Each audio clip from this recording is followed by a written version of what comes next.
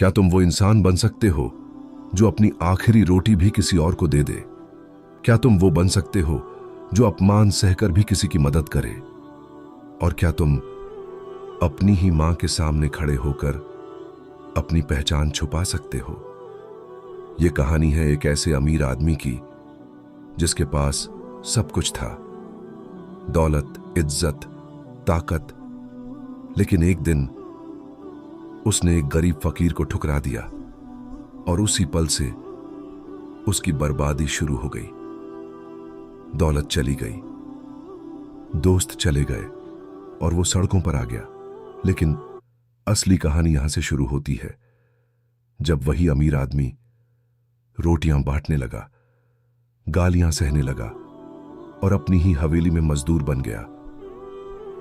और फिर एक ऐसा मोड़ आया जब वो अपनी ही मां के सामने खड़ा था, लेकिन वो उसे पहचान नहीं पाई। अब सवाल यह है, क्या वो अपनी पहचान बताएगा या सब्र करके अपना इम्तिहान पूरा करेगा? और क्या एक फकीर सच में उसकी पूरी जिंदगी बदल सकता है? जानने के लिए इस कहानी को आखिर तक जरूर देखना। बहुत पुराने जमाने की बात है, जब न ऊंची इमारतें थीं, न चमकदार शहर, बस मिट्टी के घर, सादगी भरी जिंदगी और लोगों के दिलों में सच्चाई थी। एक छोटा सा शहर था, रहमतपुर। उस शहर में रहता था एक बहुत अमीर आदमी, हाजी उस्मान। उसके पास दौलत की कोई कमी नहीं थी, सोना चांदी, बड़ी हवेली, नौकर चाकर, लेकिन उसके दिल में एक बहुत बड़ी कमी थी, घमंड। वो गरीबों को तुच्छ समझता था, कभी किसी की मदद नहीं करता था और हमेशा कहता, मैंने अपनी मेहनत से सब पाया है। गरीब लोग अपनी हालत खुद बनाते हैं। लोग उससे डरते थे, इज्जत करते थे, लेकिन दिल से नहीं। एक दिन दोपहर के वक्त तेज धूप में एक बूढ़ा फकीर उसकी हवेली के दरवाजे पर आया। फटे कपड़े, कमजोर शरीर, लेकिन आंखों में सुकून था। उसने कहा, अल्लाह के नाम पर कुछ दे दो। उस्मान हंस पड़ा, काम क्यों नहीं करता? भीख मांगना आसान है ना? फकीर ने शांत स्वर में कहा, 2 दिन से कुछ नहीं खाया। उस्मान गुस्से में बोला, जाओ यहां से।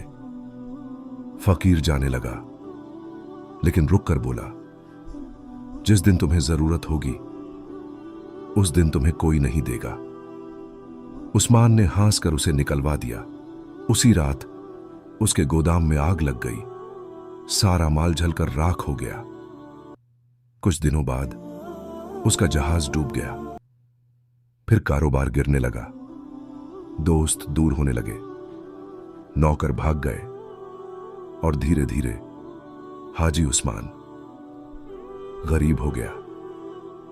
अब वही उस्मान जो कभी घमंड में रहता था, लोगों के दरवाजे पर मदद मांगने गया, लेकिन हर जगह से उसे ठुकरा दिया गया।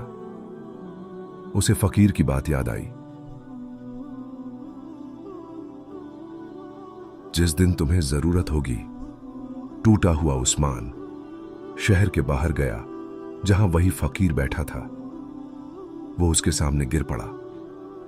मुझे माफ कर दो, फकीर ने कहा। माफी मुझसे नहीं, अल्लाह से मांगो। अगर बदलना चाहते हो तो इम्तिहान देना होगा।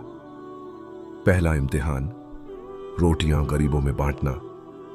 उस्मान ने किया। लोगों ने ताने दिए, लेकिन उसने सह लिया। दूसरा इम्तिहान, गालियां सुनकर भी मदद करना। उसने किया, गुस्सा रोका और पहली बार उसे सुकून मिला। तीसरा इम्तिहान, अपनी ही हवेली में मजदूर बनना। वो गया, दरवाजे पर खड़ा हुआ, जहां कभी वो मालिक था। आज बोला, मुझे काम चाहिए। उसे मजदूर बना लिया गया।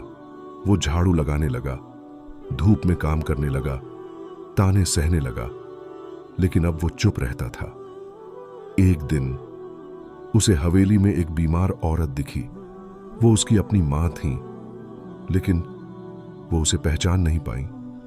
उस्मान का दिल टूट गया, लेकिन उसने अपनी पहचान छुपा ली। उसने मजदूरी करके पैसे जुटाए, हकीम बुलाया और अपनी मां का इलाज करवाया।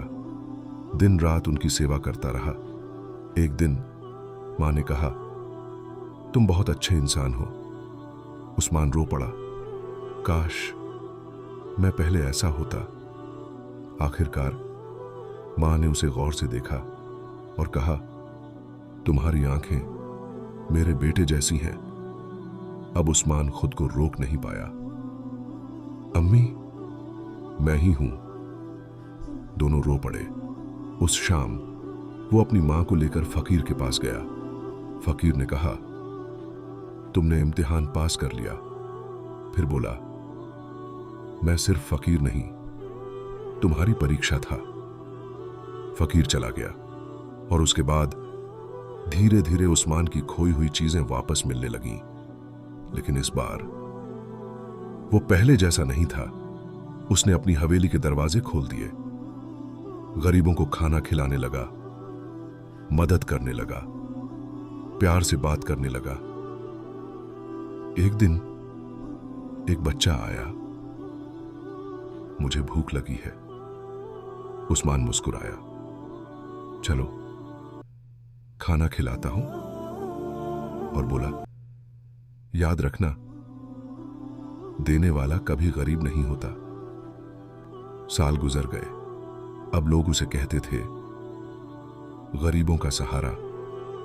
आखिरी वक्त में उसने अपनी मां से पूछा, क्या मैं अच्छा इंसान बन पाया? मां ने कहा, तुमने वो किया जो बहुत कम लोग कर पाते हैं।